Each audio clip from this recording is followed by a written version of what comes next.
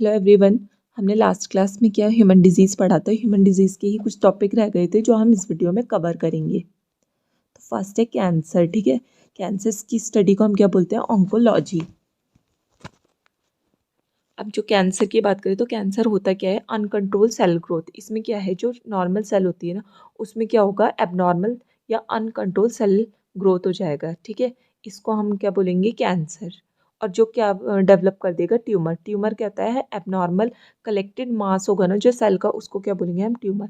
जो ट्यूमर होता है वो मेनली टू टाइप्स के होता है, बिनाइन और मैलिग्नेंट ट्यूमर। बिनाइन ट्यूमर की बात करें तो ये क्या होंगे, नॉन इन्वेडिंग। नॉन इन्वेडिंग का मतलब क्या है, ये क्या है, फैलने वाले नहीं होते, मतलब एक पर्टिकुलर पार्ट पर ही सीमित रहेंगे। ठीक है, तो इसकी जो लोकेशन है वो क्या होती है, कन्फर्म्ड होती है। इसलिए हमने इसको क्या बोला कि ये स्प्रेड नहीं होते अदर बॉडी पार्ट को या फिर अदर बॉडी रीजन को। ठीक है, अगर हम मैलिग्नेंट ट्यूमर की बात करें तो मैलिग्नेंट ट्यूमर क्या होता है, इसमें क्या होता है, न्यूओप्लास्ट होता है या ट्यूमर सेल्स प्रेजेंट होते हैं, न्यूओप्लास्टिक ट्यूमर सेल्स। न्यूओप्लास्टिक ट्यूमर सेल्स कौन से होते हैं, मास ऑफ पॉलीफरेटिव सेल्स। मतलब कि ये वो सेल होगी जो क्या करेगी, रैपिडली ग्रोथ करेगी। तो मैलिग्नेंट ट्यूमर क्या होगा, रैपिडली ग्रोथ होता है और इस ये क्या होता है, इन्वेजिव होता है, मतलब कि फैलने वाला। ये क्या करेगा, अगर किसी पार्ट में होगा या किसी पर्टिकुलर पार्ट में होगा तो ये क्या करेगा, वहाँ से फैल जाएगा नियर बाय ऑर्गन में। उसके बाद पूरे बॉडी में भी फैल सकता है और लिम्फ नोड को भी इन्वॉल्व कर लेता है। तो ये क्या होता है, मैलिग्नेंट ट्यूमर कैंसर की बहुत ज़्यादा बेकार स्टेज होती है। मेटास्टैटिस। मेटास्टैटिस भी क्या होती है, जो मैलिग्नेंट ट्यूमर होती है उसी की स्टेज होती है। इसमें क्या होगी, जो कैंसरस सेल है ना, वो बॉडी के अदर पार्ट में फैल जाते हैं। मतलब कि ये क्या करेंगे, इन्वेड कर जाएंगे। अगर मान लो कि जो फॉर एग्जांपल के लिए कैंसर की स्टेजेस होते हैं ना, फर्स्ट स्टेज में क्या होगा, जो कैंसर होगा वो 2 mm का होता है और फैलता नहीं है। सेकेंड स्टेज में क्या होगा, 2 mm का से थोड़ा सा बढ़ जाएगा लेकिन फैलेगा नहीं। थर्ड स्टेज में क्या होगा, 2 mm से ज़्यादा होगा लेकिन क्या है, नियर बाय ऑर्गन में फैल जाएगा। फोर्थ स्टेज में क्या होगा, जो कैंसर है वो क्या करेगा, नियर बाय ऑर्गन होंगे, जो भी ब्लड वेसल्स होंगे, लिम्फ नोड में भी फैल जाएगा। तो मेटास्टेटिस भी क्या होता है, कैंसर की फोर्थ स्टेज होती है, जो क्या करेगी, इन्वेड कर जाएगी ब्लड वेसल और लिम्फ नोड में। ठीक है, अब कैंसर के कॉजेज क्या क्या होते हैं, फिजिकल एजेंट होता है, केमिकल एजेंट होता है, बायोलॉजिकल एजेंट होता है। और जो कैंसर कॉजिंग एजेंट होते हैं इसको हम क्या बोलते हैं, कार्सिनोजन या कार्सिनोमा। अब ये एजेंट कौन कौन से थे, फिजिकल एजेंट में कौन कौन से आ जाएंगे, electromagnet radiation, ionising agent, x-rays, gamma rays. ठीक है, केमिकल एजेंट में क्या कौन कौन सा आ जाएगा, रेडॉन हो गया, बेंजीन हो गया, क्लोराइड, निकेल और एब्सटॉस। ठीक है, बायोलॉजिकल एजेंट में क्या हो गया, कुछ कुछ वायरस हो गए, बैक्टीरियाज हो गए। ठीक है, और ह्यूमन पेपिलोमा वायरस हो गया। इससे कौन सा कैंसर होता है, सर्वाइकल कैंसर। हेपेटाइटिस वायरस हो गया, हेपेटाइटिस बी वायरस हो गया, जिसके क्या होता है, लिवर कैंसर होने के चांस हो जाते हैं। अब अगर हम साइन एंड सिम्टम्स की बात करें कैंसर की, तो कौन कौन, तो अगर कोई भी कैंसर होगा ना तो उसमें क्या है, अर्ली सिम्टम्स देखने को मिलते हैं, जिसको हम किससे निमोनाइज करते हैं, कॉशन से। ठीक है, सी फॉर क्या होगा, change in bowel and bladder function. मतलब कि जो हमारी बाउल और ब्लैडर यानी कि मतलब यूरिनेशन और स्टूल का जो हैबिट होगी वो क्या होगी, अल्टर हो जाएगी। फिर ए से क्या होगा, शोर हो जाएंगे, जो क्या है, हील नहीं होते। हील, शोर का मतलब घाव टाइप के हो जाएंगे जो जल्दी से हील नहीं होंगे या हील ही नहीं होंगे। ठीक है, यू से क्या हो जाएगा, अनयूजुअल ब्लीडिंग और डिस्चार्ज। जहाँ पे भी कैंसर होगा वहाँ पे क्या होगी, डिस्चार्ज होने लग जाएगा, ब्लीडिंग होने लग जाएगी। टी से क्या होगा, थिकनिंग और लंप इन ब्रेस्ट और एल्सवेयर। ये क्या होगी, क्योंकि मास फॉर्मेशन हो जाते हैं, थिकनेस सी हो जाएगी वहाँ पर, थिकनिंग सी। और क्या होगा, लंप फॉर्मेशन हो जाएगी। आई से क्या होगा, इंडाइजेशन हो जाएगा। ओ से क्या होता है, ओविस change to words and moles. क्या होंगे, मोल्स टाइप के, वर्ड्स टाइप के हो जाएंगे। ठीक है, और एन फोर क्या होता है, नैगिंग कफ, यानी कि बहुत ज़्यादा कफ होगी, अनकंट्रोल कफ। ठीक है, अब कैंसर के लिए टेस्ट की बात करें, डायग्नोस की बात करें तो सबसे पहले हम क्या करते हैं, हिस्टोपैथोलॉजिकल स्टडी। हिस्टोपैथोलॉजिकल मतलब कि जो कैंसरस टिश्यू होते हैं उनकी स्टडी करेंगे। ठीक है, फिर बायोप्सी कर सकते हैं, माइक्रोस्कोपिक एग्जामिनेशन, जिसमें हम क्या करेंगे, x-ray, CT scan, MRI. CT scan को हम क्या बोलते हैं, कंप्यूटर टोनोग्राफी, और एमआरआई को क्या बोलते हैं, मैग्नेटिक रेजोनेंस इमेजिनेशन। इसमें हम बोन मैरो टेस्ट भी कर सकते हैं अगर ब्लड सेल का कैंसर है, जैसे कि ल्यूकेमिया। ठीक है, ट्रीटमेंट में हम क्या करेंगे, इसमें सर्जरी कर सकते हैं। सर्जरी हम सिर्फ क्या है, मैलिग्नेंट ट्यूमर में हम कभी सर्जरी नहीं करेंगे, बिनाइन ट्यूमर में, क्योंकि वो फैलता नहीं है। ठीक है, रेडिएशन थेरेपी कर सकते हैं, इम्यूनोथेरेपी कर सकते हैं। इम्यूनोथेरेपी हम मोस्टली किस में करते हैं? ब्लड कैंसर में, ठीक है। कीमोथेरेप्यूटिक ड्रग्स दे सकते हैं, जो क्या करेगा, जो कैंसर सेल होगी उसको डिस्ट्रॉय कर देगा या उसको वहीं पे ख़त्म करने की कोशिश करेगा। और हम क्या कर सकते हैं? अल्फा इंटरफेरॉन थेरेपी भी दे सकते हैं। ये क्या करेगा? इम्यून सिस्टम को एक्टिव करेगा और साथ में क्या करेगा? जो ट्यूमर सेल है उसको डिस्ट्रॉय करेगा। नेक्स्ट टॉपिक है ड्रग एंड अल्कोहल अब्यूज़, ठीक है।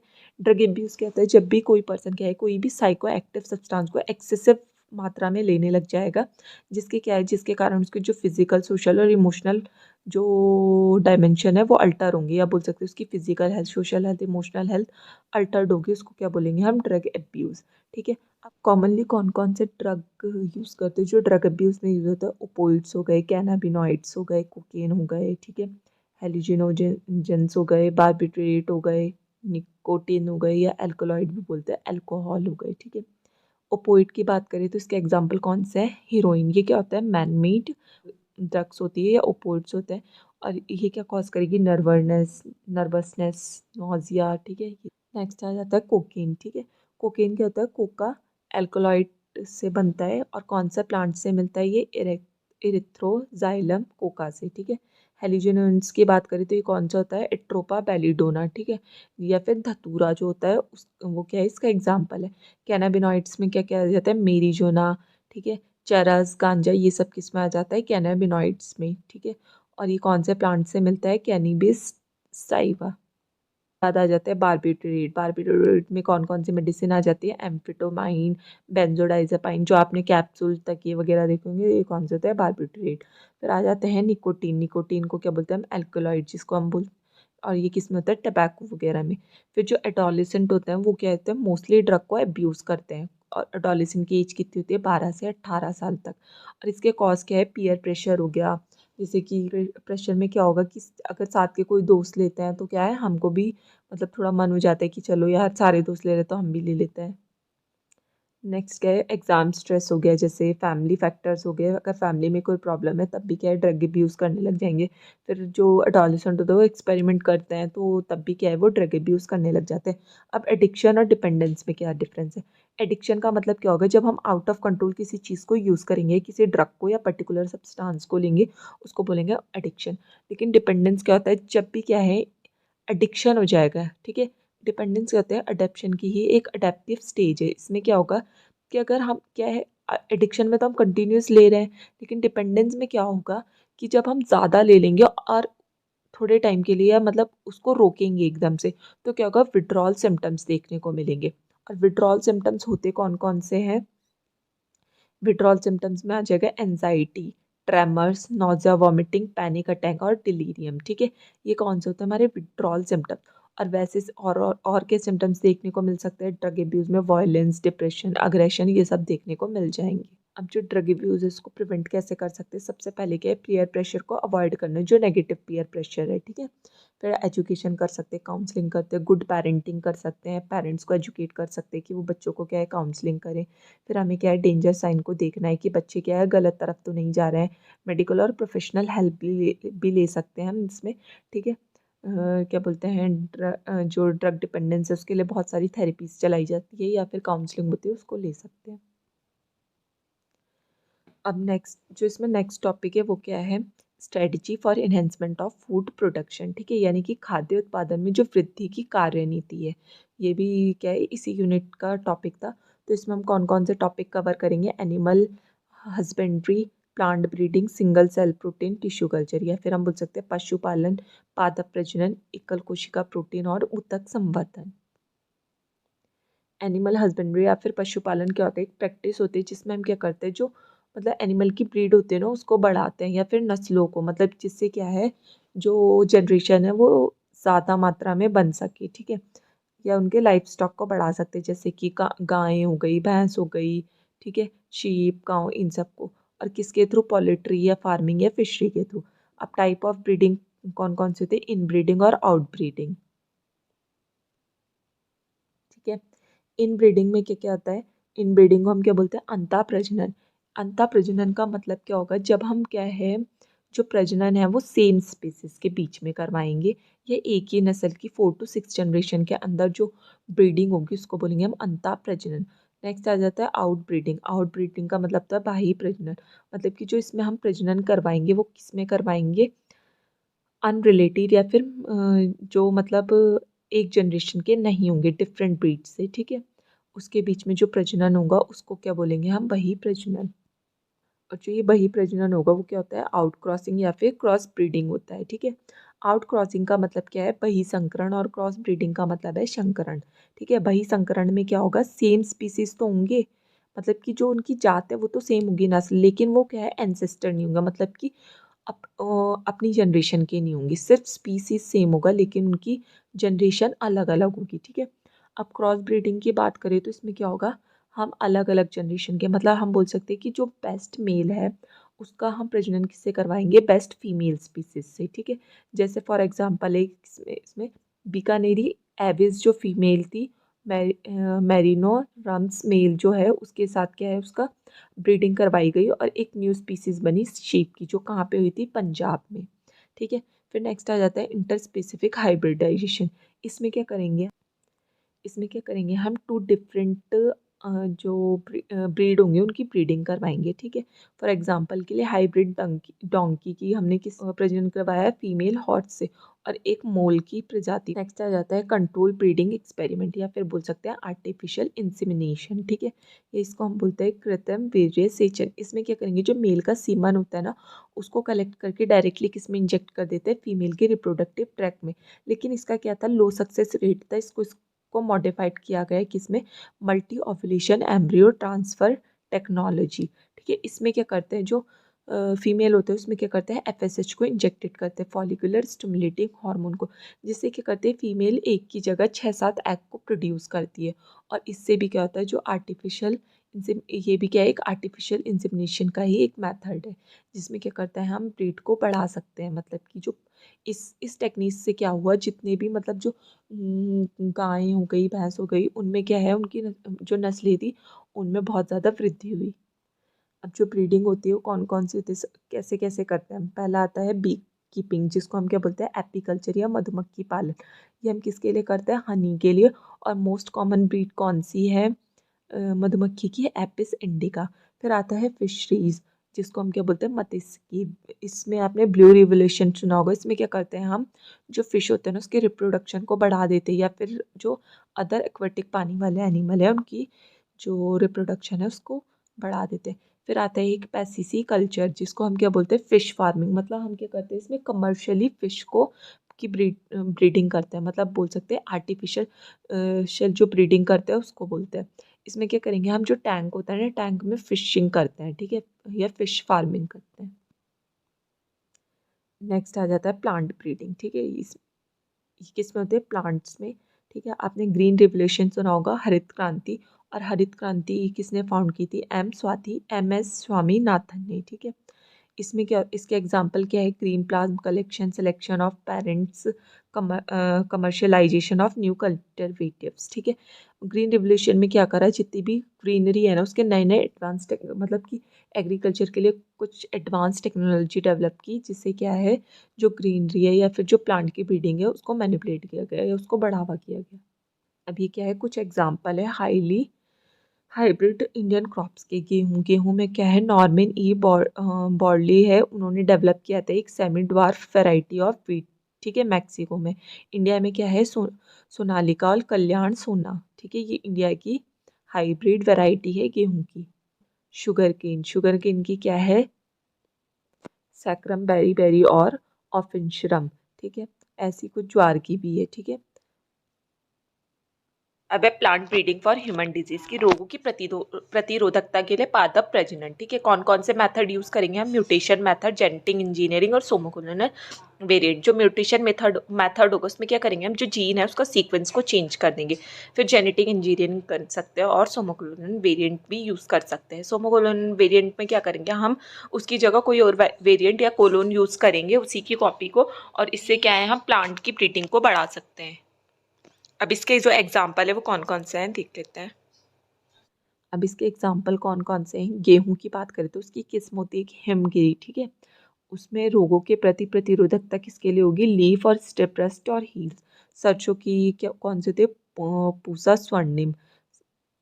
ऐसी जो फूल गोभी है उसकी किस्म क्या है, पूसा शुभ्रा और स्नोवेल केवन।